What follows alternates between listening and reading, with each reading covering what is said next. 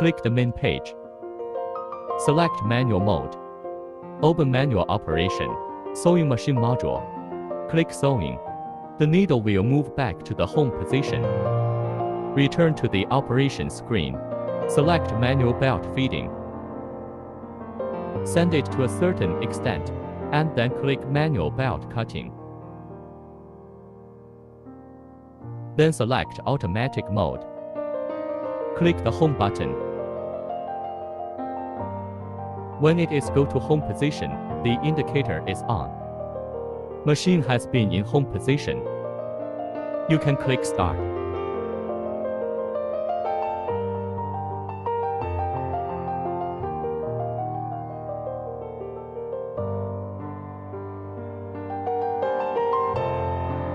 This is the finished product.